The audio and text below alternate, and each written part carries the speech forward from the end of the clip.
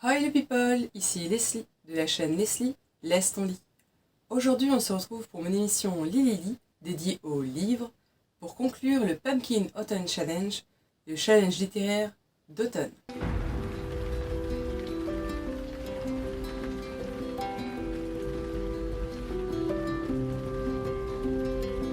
Je commence par le premier menu, à savoir Automne frissonnant, qui avait comme première catégorie Ghost Hunt. Il fallait lire plutôt une enquête. J'ai décidé de lire Arthur Conan Doyle, le chien des Baskerville, je vais dire en anglais pourquoi pas. Le chien des Baskerville. Alors en fait, je suis en train encore de le lire, parce qu'actuellement, quand je tourne cette vidéo, nous ne sommes pas encore totalement en hiver. C'est pas encore le cold winter, c'est encore le pack. Donc je l'ai pas fini encore. Mais je pense que ça va être très bien. J'ai lu beaucoup de Sherlock avant, etc. Je l'aimais bien. Quoique, j'en ai pas eu tant que ça en vrai. Mais j'en ai lu, j'avais bien aimé. Donc je pense que celui-là va me plaire aussi. Je trouve que pour l'instant, le côté analytique me capte bien. Je trouve que Watson a une relation assez admirative, mais qui n'est pas non plus trop malsaine avec Sherlock, qui peut vraiment être vu comme un orgueilleux personnage, etc. Mais je trouve que c'est pas trop le cas. Et voilà, je trouve que c'est plutôt bien pour la période de lire celui-là. Donc pour l'instant, je mettrai précisément ce que j'en ai pensé, mais là c'est plutôt une bonne lecture. Ensuite, on avait le portrait du mal, et il fallait lire un livre avec une couverture avec un visage sinistre. Et comme c'était une des inspirations de Gimose pour ce challenge, j'ai décidé de lire Neil Gaiman, l'étrange vie de Nobody Owens, cette édition-là. En sachant que je l'avais déjà commencé il y a très très longtemps, mais en fait, en relisant, je me suis dit, mais à quel moment je me suis arrêtée parce que j'en avais aucun souvenir au final. À ce moment-là, quand je l'avais commencé, mon lointain souvenir, je bloquais. Alors, je sais pas sur quoi je bloquais du coup, je vais vraiment pas être très loin parce que c'est rapidement devenu très nouveau pour moi. Je dirais que c'était pas une mauvaise lecture, mais que c'était pas non plus une claque. Neil Gaiman écrit très bien, y a pas de souci, mais j'ai l'impression qu'il n'y a pas d'attachement. L'univers est intéressant, je sais pas, on pourrait même l'imaginer adapté, mais Nobody n'est pas attachant, les autres personnages ne sont pas forcément attachants. On pourrait peut-être se dire, tiens, qu'est-ce qui se cache, etc. Il n'y a pas de quoi développer une mythologie. Et quand même ce sera un conte, donc quelque chose de beaucoup plus simple, etc. Je n'arrive pas à être marquée par une sorte de morale, etc. Donc je dirais que oui, c'est bien écrit, oui, l'univers est intéressant, enfin voilà, mais justement il y a une sorte de ah, je voudrais plus. Je voudrais plus poursuivre le personnage, je voudrais. Et donc finalement, quand ça s'est fini, j'étais genre, bon, bah c'était sympathique, quoi. Un peu dommage, un peu déception, vu que tout le monde semblait apprécier ce livre-là. Moi j'ai l'impression de passer un petit peu à côté. Dans la dernière catégorie, les Sakuma Drops, il fallait lire un livre notamment féministe, et je pensais lire Kim Ji-young, né en 1982, que finalement je lirais pour le Cold Winter, parce que je n'aurais pas le temps de le lire du tout. Mais à la place, du coup, parmi les livres que j'ai empruntés à la Netec, il y avait La Page Blanche, écrit par Boulet et Pénélope Bagieux, si je ne dis pas de bêtises, je l'ai rendu, donc ça commence un peu à faire, qui était une lecture sympathique, mais en dessous de ce qu'on aurait pu attendre. Le concept est pas inintéressant, mais j'ai pas ressenti beaucoup d'émotions en le lisant. Le concept était original, mais je trouve que ça n'allait pas au bout, et les émotions que j'ai eues n'ont pas été aussi élevées que ça aurait pu être. On va dire que je voulais juste valider une catégorie de plus, mais bon, ça reste un petit peu en dessous de ce que je m'attendais de Pénélope Bagieux et de Boulet. On passe à Automne de l'étrange avec la première catégorie, les mystérieux habitants de Pottsfield. Et là, il fallait lire un livre sur Halloween, sur la saison, etc.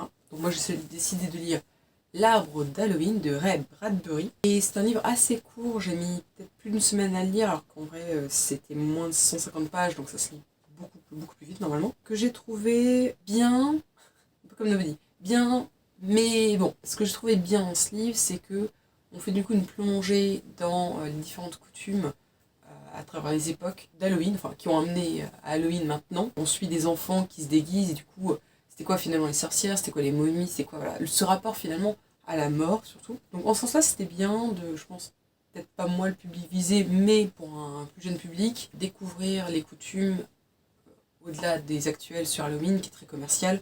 Je pense que c'est bien. Et autre gros point qui m'a fait... où j'étais bien dedans, c'est que, alors je sais pas si c'est bien écrit, je pense que oui, mais en tout cas c'est très bien traduit. J'étais assez étonnée, alors peut-être que comme c'était que 150 pages, même pas, c'était court, j'ai pas eu une surdose, mais je trouve ça presque poétique. Il y avait beaucoup de rimes internes, alors c'est de la prose, hein, mais le traducteur s'est cassé la tête pour que ça rime très facilement, il y a beaucoup d'assonances, d'allitération. C'était très agréable. Personnellement, c'est un peu une sorte de chanson, quoi.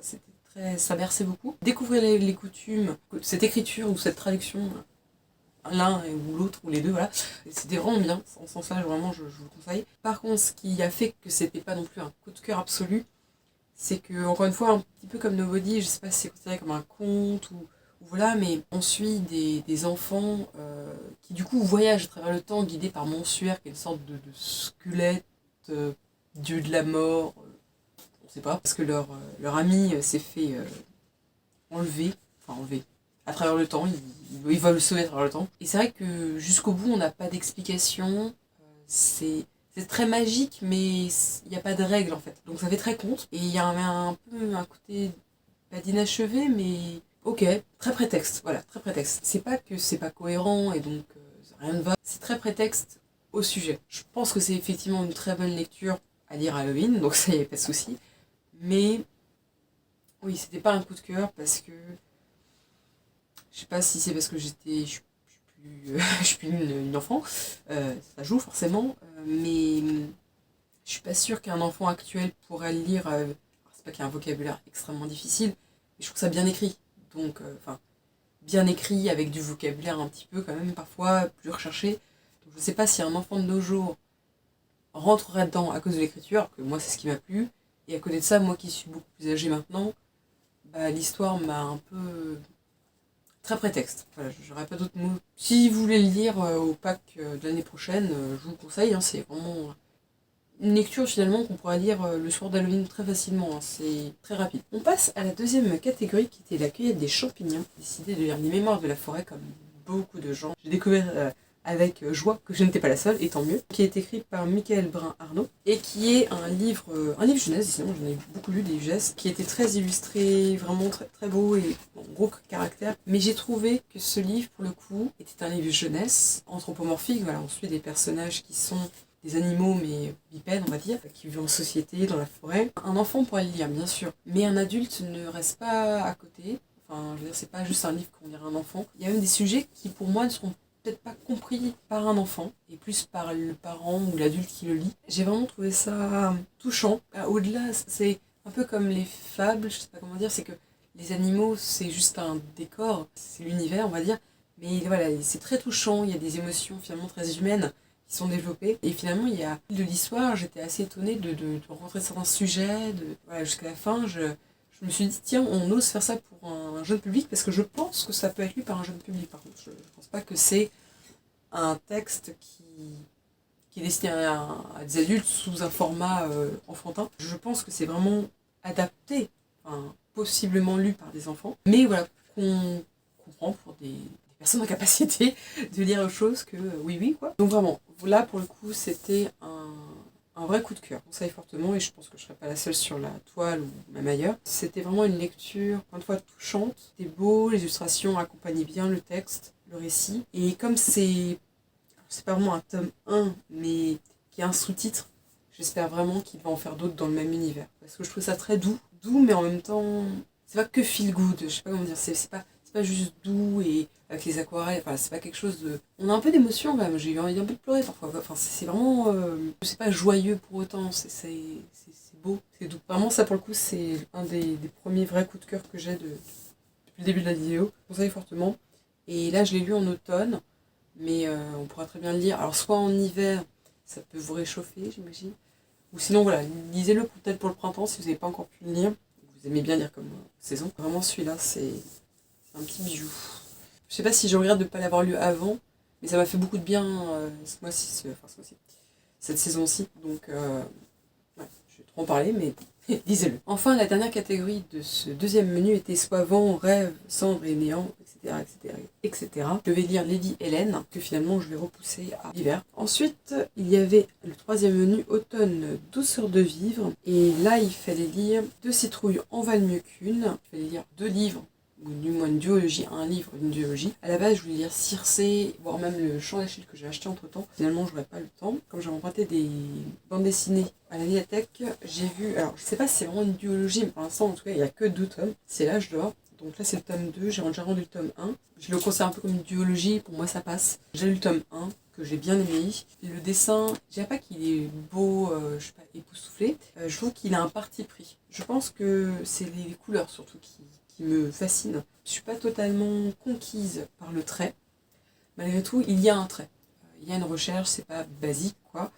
Et vraiment les couleurs, c'est très prenant, on se plonge dans l'histoire, que je vais vous évoquer parce que pour l'instant vous allez me dire oui mais d'accord. Moi je me suis embarquée là-dedans sans vraiment connaître l'histoire, honnêtement c'est juste que j'avais vu la première de coups du premier tome et je les ai embarqués. Donc de Cyril Pedrosa et Roxane Morey, qui en fait se place dans un monde moyenâgeux où en fait on suit une jeune fille qui vient de perdre son père, le roi, et enfin je suis une jeune femme, enfin oui elle va avoir peut-être 18 ans, enfin c'est une ado adulte hein, quand même, et donc elle est censée lui succéder parce que son père voulait que ce soit elle la reine, mais finalement il y a un coup d'état avec son petit frère et surtout sa mère, et un autre sorte de cardinal à la Richelieu. D'un côté on a ça, voilà, ce besoin de cette princesse et reine, qui devrait être la reine, qui veut reprendre le pouvoir avec quelques alliés. Face à ça, il y a une sorte de rébellion qui naît au sein des villages, des terres autour, par rapport aux inégalités de richesse et que tout le monde devrait être égaux, etc. Pourquoi c'est les riches qui ont ci, pourquoi c'est les puissants qui ont ci, voilà. Honnêtement, je comprends pas tout. Enfin, je comprends pas tout. Je suis pas sûre d'avoir tout compris. Peut-être que le tome 2 sera peut-être plus clair. J'ai trouvé ça bien amené, intéressant. Justement, on découvre pas les choses, c'est pas trop situation où la balance et il y a ça qui se passe. On découvre les personnages, ils sont assez variés, pas parfaits, ça très rapidement on le sent, donc c'est assez intéressant. Il y a un peu d'humour, quelques valeurs, mais du coup voilà, qualité défaut, il n'y a pas de gentil, il n'y a pas de méchant, c'est plus complexe que ça. Il y a un peu une dose de magie ou de surnaturel aussi, enfin à voir le pourquoi du comment, parce que c'est pas encore tout à fait clair. Mais pour l'instant, c'est plutôt une bonne lecture. J'ai bien aimé le premier, sinon je vois pas une deuxième d'ailleurs. Mais voilà, c'était plutôt une bonne lecture. Je sais pas si c'est vraiment très automne, quoique franchement les couleurs peuvent le faire. Donc un peu découverte, sympathique. Ensuite, la deuxième catégorie de ce troisième menu, c'était La Maison des Slangsters. Il fallait lire un livre humoristique par exemple, et je voulais lire Trois sorcières de Terry Pratchett, et finalement je pense que je n'aurai pas le temps de le lire, donc comme Trois sorcières je l'avais vraiment gardé plutôt pour l'automne. Je pense pas le lire en hiver, je sais pas si je le lirai plus tard. Terry Pratchett je trouve toujours le temps de le lire même plus tard. Troisième catégorie de ce troisième menu, c'était Il n'y a jamais trop d'épices dans ma pumpkin pie, je crois que c'était ça. Et là, je voulais lire Tardanka, le tome 3, finalement, je le déplace en hiver. Et enfin, on avait Chante-moi une chanson Chachenard, je sais pas comment ça se dit. Et là, pour le coup, j'ai lu ce que j'avais prévu, à savoir Les Oiseaux du Temps. C'est ma deuxième lecture en septembre, et que j'ai adoré. Donc là, pour le coup, ça c'est un bon petit chef-d'œuvre, mais ça dans un genre totalement différent. C'était aussi un gros coup de cœur. Pas de la SF où on est sur une planète, puis voilà, il y a des vaisseaux spatiaux, bataille à sabre laser, de conquête spatiale. C'est plutôt le côté SF, voyage dans le temps. Voilà, Les Oiseaux du Temps, c'est par rapport au temps. Donc c'est deux femmes que l'on suit, donc bleu et rouge, qui s'écrivent des lettres à travers le temps. J'ai beaucoup aimé le format épistolaire, donc des lettres. S'écrivent des lettres, surtout qu'en plus la créativité c'est pas des lettres manuscrites. Vu qu'il y a l'opportunité de la SF, c'est que les auteurs ont vraiment redoublé d'imagination pour faire des lettres dans des plantes, quand elles boivent le thé, etc. C'était assez créatif. Et du coup on suit ces personnages qui tout oppose une guerre entre autres. Et il y a des références à des choses que nous ne connaissons pas, parce qu'il y a une partie qui voyage dans le temps, donc et dans l'espace, et même dans un peu les mondes parallèles, donc il y a un côté où il y a des références qu'on n'a pas, et du coup qui nous laissent un peu rêver de ah tiens, qu'est-ce que ça cache. Et des références qu'on a, mais même des références qu'on a ou qu'on est censé avoir, parfois je sentais que c'était quelque chose qui existait vraiment là dans le passé, mais je connais pas tout. Et j'ai trouvé ça très riche, très créatif. Et d'un point de vue écriture, c'est écrit à deux mains, donc je suppose qu'ils sont chacun répartis une des deux personnages. C'est assez étonnant de voir deux hommes, alors je sais pas s'ils sont eux-mêmes hétérosexuels ou pas, et du coup peut-être qu'ils sont assez ouverts d'esprit par rapport à ce genre de personnage, mais en tout cas deux hommes qui écrivent l'histoire d'un amour entre deux femmes, je trouve ça assez étonnant pour le souligner. Ce sont juste deux personnes qui s'aiment, et il se trouve que ce sont des femmes. Il n'y a pas ce côté, regardez, nous écrivons un livre LGBTQ+, quoi. Parce que c'est naturel en fait, il n'y a pas de question, c'est juste on suit des gens qui s'aiment, qui apprennent à s'aimer, à découvrir qu'ils s'aiment, Et finalement c'est ça qui est très beau, très fort, c'est que chacun a dû écrire une partie, donc les lettres de l'un, en fait il y a une partie narration et une partie lettres à chaque fois. et ça alterne ce format-là. Et ce que j'ai trouvé très... Cassez-vous. Mais cassez-vous. Je suis désolée là, vraiment compliqué de faire ça en silence. Bref, n'habitez jamais au rez-de-chaussée. Donc les oiseaux du temps, vraiment c'était une grosse claque parce que je pense que je m'attendais, je sais pas à quoi je m'attendais, mais du coup j'ai complètement été plongée dans l'univers, complètement plongée dans la psyché des personnages qui sont... Elles sont pas gentilles ou méchantes, elles sont vraiment bien construites et complexes. On sait pas nous-mêmes, on découvre des choses et on apprend à les connaître et on est emporté. On est emporté par ces lettres, on veut en savoir plus. Et finalement, à la toute fin, on sait pas tout de cet univers, mais c'est pas ça l'important.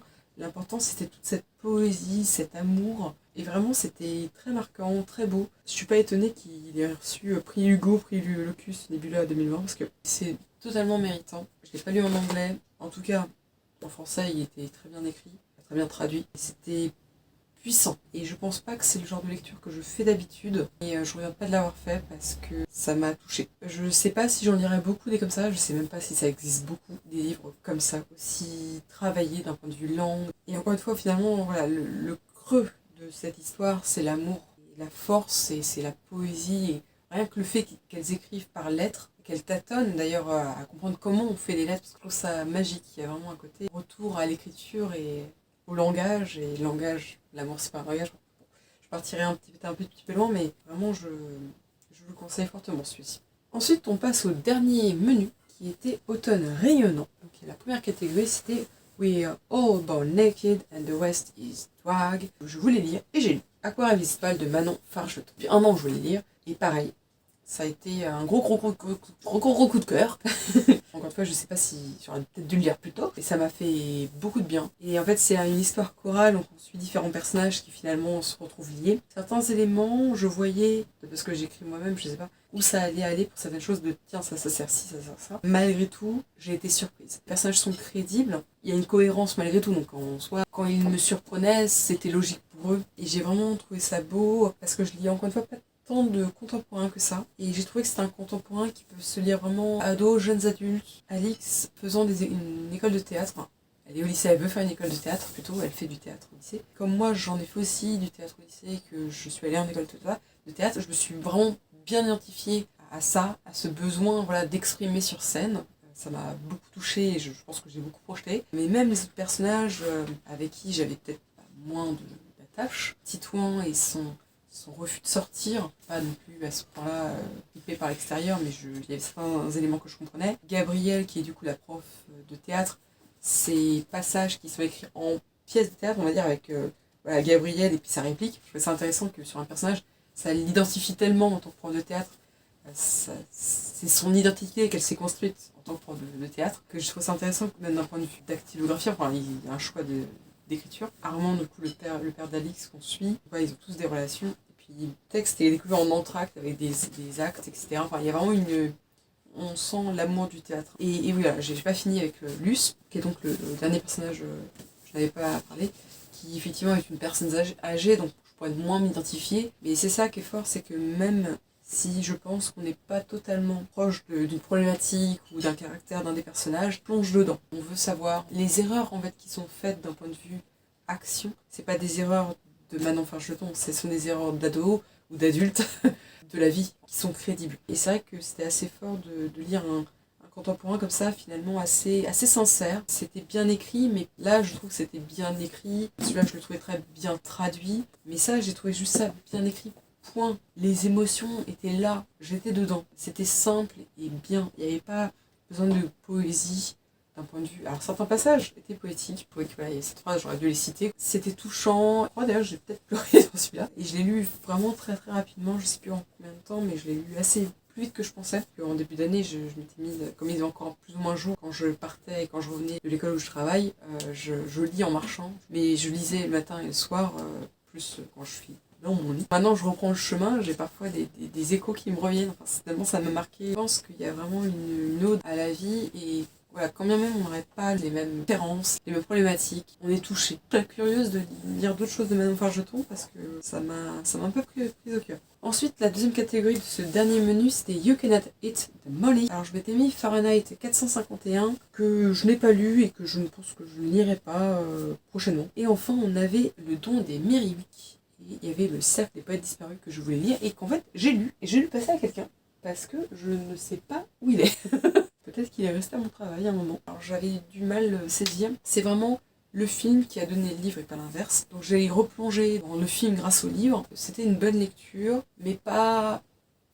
Voilà, pas une claque. J'ai envie de dire que ce qui était marquant d'un point de vue livre, c'était que comme on suit les élèves, puis même leurs professeurs qui parlent de poètes, de poésie, les voir à l'écrit, c'était assez fort par rapport à un film, qui c'est scandé ou c'est différent. L'avantage de la version papier, on va dire, c'est qu'il y avait ce ressenti de on est avec eux à lire de la poésie. Plonger dans le film, dans les émotions, j'avais beau savoir ce qui allait se passer, j'avais envie de pleurer, voire même je crois que j'ai pleuré.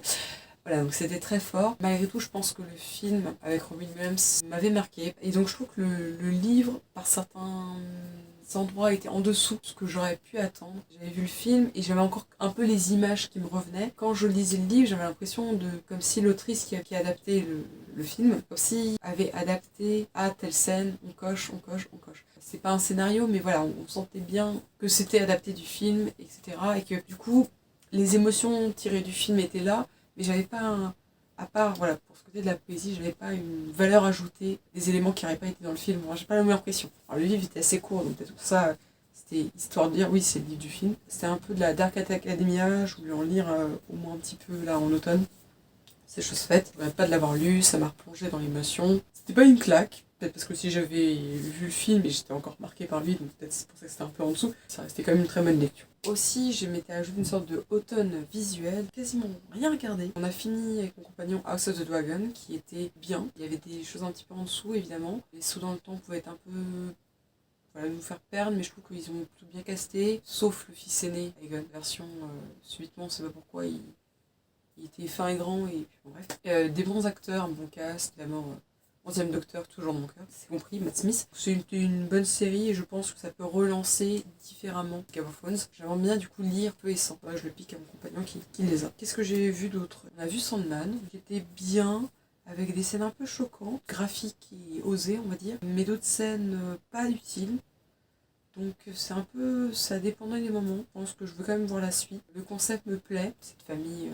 Dream, Desire et compagnie. Il y a des éléments que j'aurais bien aimé plus développer, mais je pense que ça date du comics qui n'a pas développé certaines choses, donc ils n'ont pas été aussi plus loin. J'ai un peu peur de certaines choses, comme c'est l'adaptation de Netflix. Parfois Netflix fait un peu sa tambouille, mais ça allait. J'ai pas eu un coup de cœur absolu, mais j'ai bien apprécié assez pour attendre la suite. Je voulais voir Wednesday aussi. J'ai regardé que le premier épisode quand je tourne, mais là pour le coup je crois que l'impact de Netflix est assez fort. D'un point de vue réalisation, ça a l'air très bien.